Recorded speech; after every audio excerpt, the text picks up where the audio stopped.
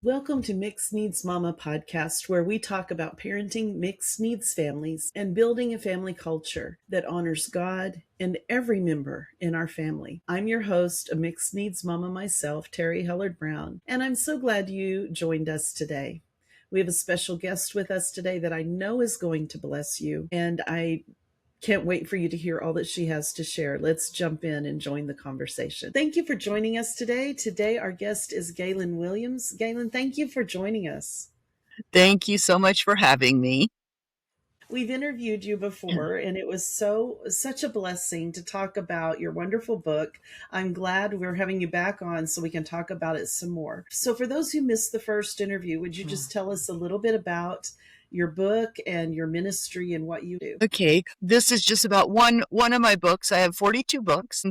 One's called All Stressed Up and Everywhere to Go. And it's based on stress management principles that we've taught to well over 50,000 people. It's actually probably closer to 100,000, but I don't like to say that because we train people to train people to train people, and so who knows how many it is. My father passed away in 2013, so I've been doing the ministry on my own.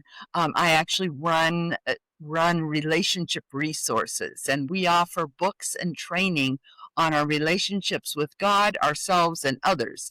And the stress kind of fits in. Well, it fits in with actually, in some ways, all of those topics.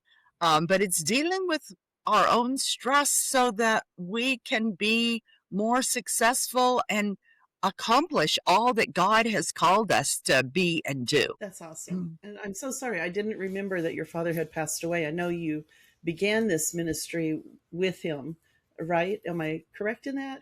Yes. Yeah, we began it together, and then we were running two parallel ministries. On our podcasts, we deal mostly with parents and helping our children to be discipled, and then also dealing with parents who have neurodivergent children and neurotypical children in the same household. And coming from experience, that is stressful because you're trying to discern how best to parent each child who thinks differently.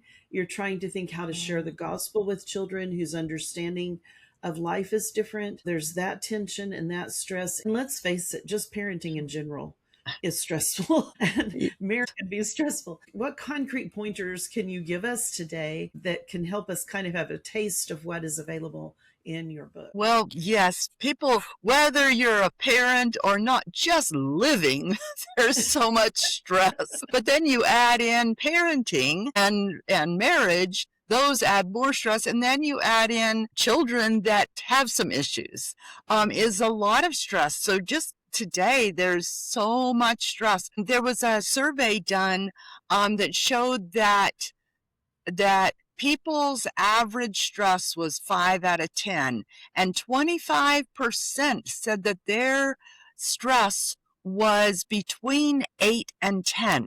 That is a lot. That's a really lot. So it's really important to handle our stress. And a lot of times people will say, well, I don't have time.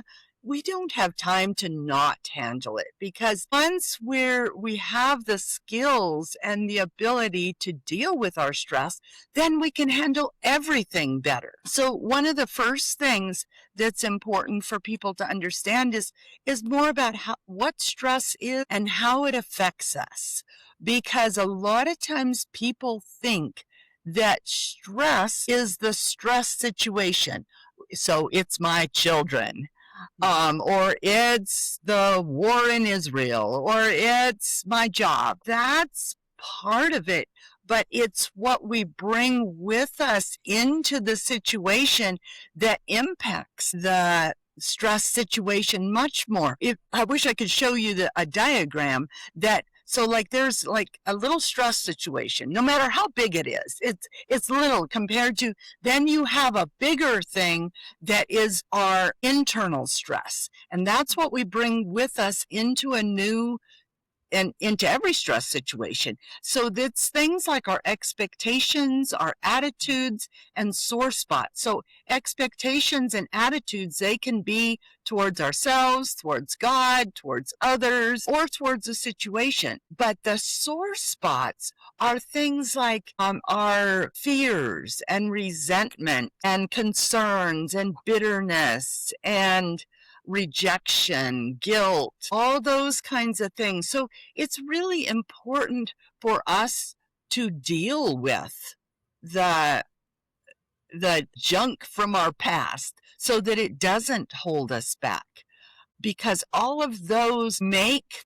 whatever stress situation we go into, those can make the stress seem much bigger, and then it affects our perspective of the new situation. So let me give you an example. My dad was, he was a counselor, and he was in a country overseas, and one day, two couples came in to see him, one right after the other. Both worked for the same ministry. They both lived on the same street. They both did similar jobs. So the first one came in and said, "We are so sad. We have to leave this amazing country. We love it here. We love the people. We love the work. We love everything about it, but we have to leave because her mom is sick. So we have to go back to the United States." So the second couple comes in. Remember, it's all the same circumstances, basically. They came in and said, "We are leaving this terrible country. We can't stand it. We don't like the people. We don't like the work. We don't like the living situation. We're leaving." Same exact. I mean, obviously some little differences, but the same basic circumstances, but different perspective. And it was because of what they brought with them into that situation. So it's important for us to learn to understand what is stress and how does it affect us. And so one of the things that I do, both in the book as well as in workshops, is have people write out what are all the different things that are stressing you right now, including all the internal stress. So there's a whole list of some ideas on things that they can focus on. So like health, but specifically, if your health is bothering you, what specifically, or relationships or spiritual struggles. But I know when I go through this process, and I still, even though I've been teaching it for over 25 years, I'll still go through this process when I start to feel overstressed. And so when I go through it, so often the majority of things are internal. And so like, I'm afraid about such and such, or I'm concerned about whatever. And so it's important for us to understand how stress is affecting us, what is causing us to be stressed, not just the stress situations, but everything. And so it's really because you can't begin to work on the stress that's affecting you until you know what's affecting you. So like if I went into a doctor today and said, "Hey doc, I'm not feeling well. Can you just give me some medicine?" I don't want to tell you what's going on. I just want to get it fixed. Well, you could imagine how he would react. So it's the same way with stress, though. We have to know how it's affecting us, know what it is and how it affects us. Several things went through my mind as you were sharing. One of the things was the scripture that says to take every thought captive, because I thought, that's where the battle is with me, and my stress is the things I'm worrying about or thinking about, or the what ifs. and to bring that under the authority of Christ and bring it back to the truth of Scripture helps me to get back to, okay, let's face this situation instead of carrying all the baggage in.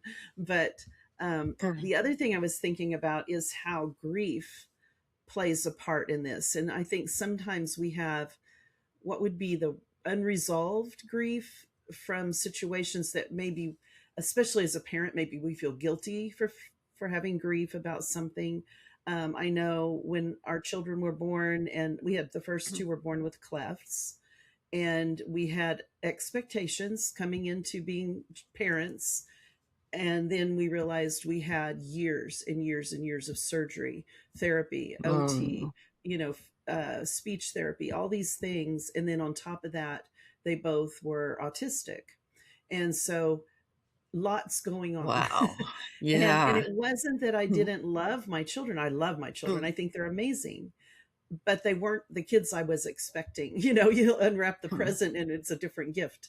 And we don't want to grieve that because we feel guilty that we had these expectations. Yet when I was able to grieve, I was able to be set free and embrace the children I have.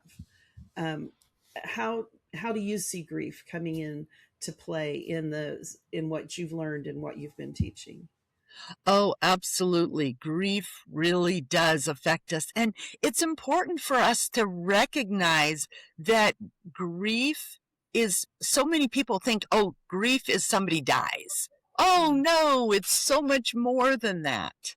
Um, yeah, it can be unmet expectations. Um, we all expect our children to be whatever normal is. and a And little bit perfect. yes, yeah, yeah, or a lot perfect. Um, and yeah, when things are different than what we expect, excuse me, um, that causes grief. And like you said, the what ifs, what if something happens? What if, which can be towards our children, even when they're grown, like mine are grown now, um, and there's still grief things and the what ifs. Mhm. Yeah, that I think it gets worse when they're adults. Because we don't have as much of a guidance, and I'm not going to say control, because do we ever really control them? But but Well, we think we do when they're we at home. try. Yeah, at least we kind of know more what's going on. But yeah, as they become adults, that can become super stressful, and then you just long for them, you miss them because they've moved away or whatever. And we don't always talk about that, but I think that can also lead to a kind of stress we never expected. And so things can blindside us if we're not self-aware, if we're not praying, if we're not really being honest with ourselves. And I think that's a lot of it, is just being willing to look with real eyes and real truth and seeing what is going on and where the stress is coming from. One of the things that I talk a lot about is the spiraling, and that comes from not admitting whatever and letting it just spiral us down and down. And we get into not just stress, but depression and just feeling incapable of handling anything if we're not careful. And I think it's so freeing if we can assess what's going on and find relief from that first, and then be able to head on, face things head on. Would you agree with that? Oh, yes. Yes, it is easy to let stress and situations let us spiral downhill, like you said, totally. Yeah, and so we need to be able to deal with it up front before we get into that spiral, or learn how to stop that spiral. Mhm. Yeah, if I can Mhm. find the trigger, what triggered the spiral, I can like unwind it and go back and go, okay, this isn't as big a deal as I thought it was. I'm just Mhm. letting my brain, my thoughts take me where they shouldn't. One of the things that we deal with the mixed needs family is where we have a child that is just shutting down on us, or melting down. Now, the melting down, I think, is a different situation. I had trouble with the shutdown, where my child is overwhelmed and you Mm. can't reason with them when they're in that shutdown, meltdown mode. But how can we help our children with their stress and anxiety? Because our kids today are really dealing with that, and especially the autistic and ADHD kids are Mm. seriously dealing with that. How can we help walk maybe not a young child, but an older child or a young adult through a Mm. process as a parent to help them find some victory? Yes, that is really important. Um, so there's lots of different ways, but just in their language, in a depending on how old they are, depending on how they are mentally, talk to them about what stress is, and how, and talk ask them, what kinds of things are bothering you right now, and so bothering you, or whatever the terminology that they need, and it totally depends on their age. So get them to talk about what is impacting them. um, what are the different things, and just bring up, just, is this bothering you? Or, because they may not be able uh, to verbalize what's going on. I mean, even like as adults, sometimes we can't verbalize, and it may help.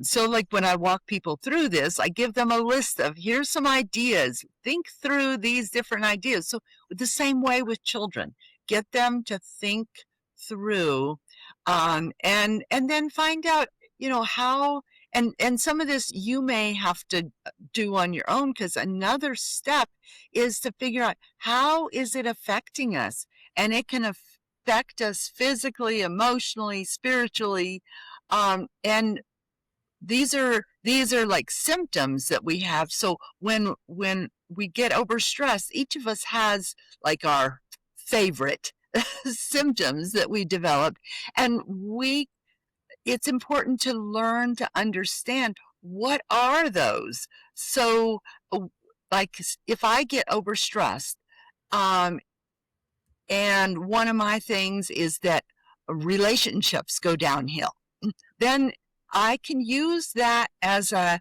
pointer to, oh, and when normally my relationships are all okay, um, I can use that to go, oh, I'm getting overstressed. I need to do something. But we can, with our children, we can help them.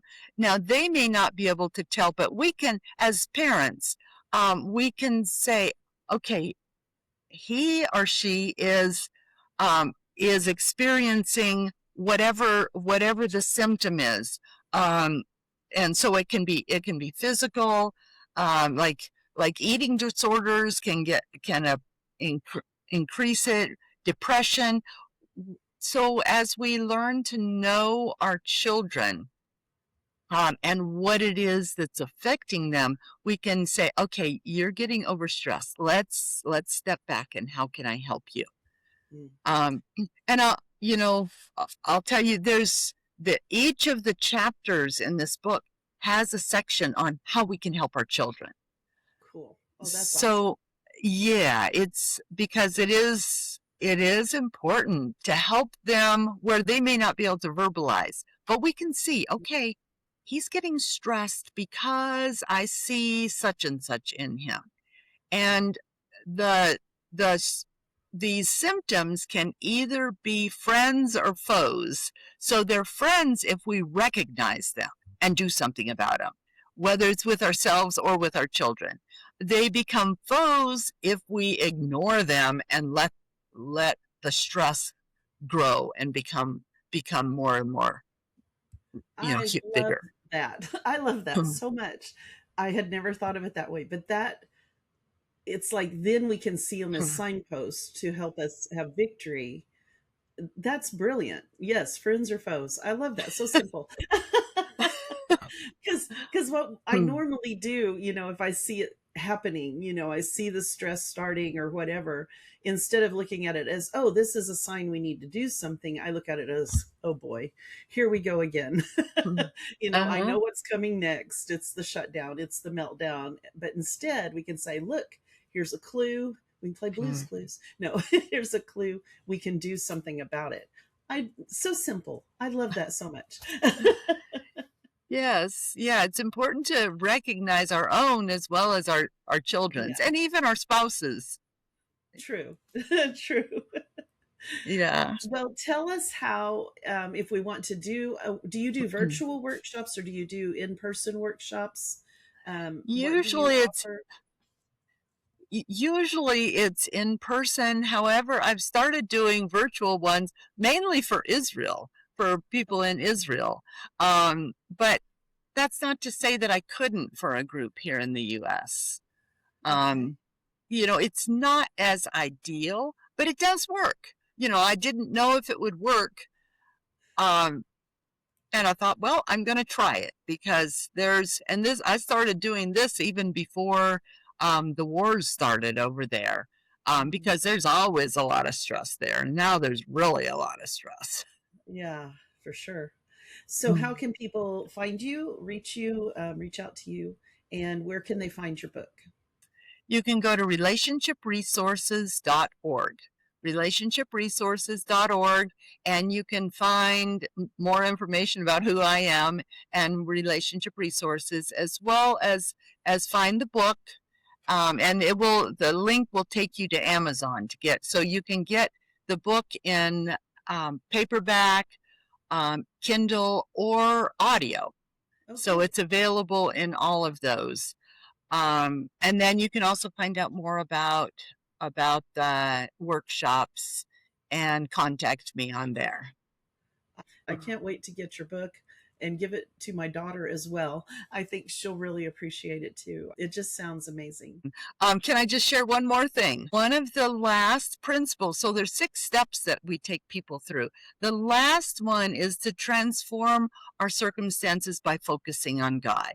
Yeah. And Hebrews 12:2 says, let us fix our eyes on Jesus, the author and perfecter of our faith, who for the joy set before him endured the cross, despising the shame, and sat down at the right hand of God.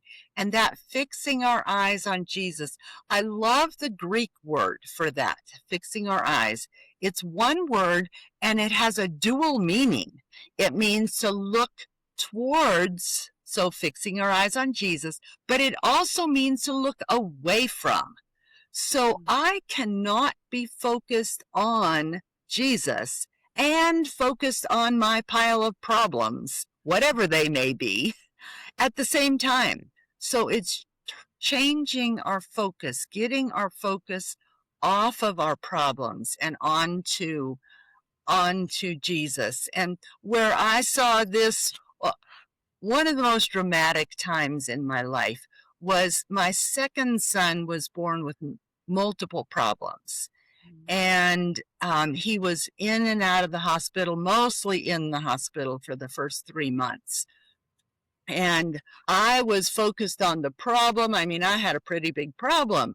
And then when he was 3 months old, the doctor called us in and said, there's nothing that we can do. And he'd seen 25 pediatric specialists, had 6 surgeries. And she said he has 6 to 12 months left to live. Oh my goodness. And you would think that at that point, I would be discouraged and depressed or whatever. But God flooded me with a joy because now I recognized that the doctors can't heal him, and I'd been trusting the doctors, but God could. And so during that time, he lived for another 3 months. During those days, I would sing that little song, Turn Your Eyes Upon Jesus. Look full in his wonderful face, and the things of earth will grow strangely dim in the light of his glory and grace. There's so much good truth in that. To turn our eyes on Jesus. It doesn't say that our problems will go away. Mm-mm. but they do seem smaller in comparison to who he is. And so I would sing that probably 40 or 50 times some days because because for the last month, every day, most days, I didn't think he was going to make it through the day because he was so blue, even though he was on high levels of oxygen. But Wow. yet, from focusing on him, God brought joy. Mm. You know, it doesn't make sense, and God's ways, They're not they always don't make they don't make sense. But I do know that focusing on the Lord really helps us, and help our children to learn to focus on the Lord at an early age, when they may get upset about something, or feel stressed. How do we help them turn their eyes away from the problem and put them on Jesus? I love that. That's beautiful. And, you know, the scripture says that his peace surpasses all understanding. It doesn't make sense. And, No. you know, I always, people act like it's just a Sunday school answer, trust Jesus. But no, he is alive, he is real. And focusing on him changes everything. And, and it will carry us through. That's just an amazing story. Wow. Well, I'm glad you went ahead and added that. I didn't mean to cut you off too quickly. So that's awesome. Thank you for sharing that. That's wonderful. Well, anything else you'd like to add before we finish up today? The one thing I forgot to say is when you go to my website, Hmm. on the partway down, oh, well, I'm actually in the process of changing the website, but partway down the front page, you can sign up for 52 free stress management tips. And they're short, very short little things that you can do today. So what is something that you can do today? And you'll get one a week. Oh, So that's those are awesome. free. Yeah. Well, we'll have the link in the show notes so people can go directly to that. That's awesome. And I appreciate it. Thank you so much for writing this book and for helping us with all we deal with in life. This is really a gift. Thank you. Oh, you're welcome. Thank you for having me on today. Well, thank you for joining us today. And I hope you enjoyed the conversation with Gaylyn. And you can reach out to her. The link is in the show notes. And you can either schedule her for a conference to help talk about stress in your group, in your family, in your church, and how to cope with it and how to keep our eyes fixed on God. And you can also find her book on Amazon. And I just encourage you to check that out. You can find all that information in the show notes. And before we go, I do want to tell you about something I created specifically for the parent who feels this kind of stress from raising a mixed needs family, where we have neurodivergent children and neurotypical children being raised in the same household, and we just feel overwhelmed.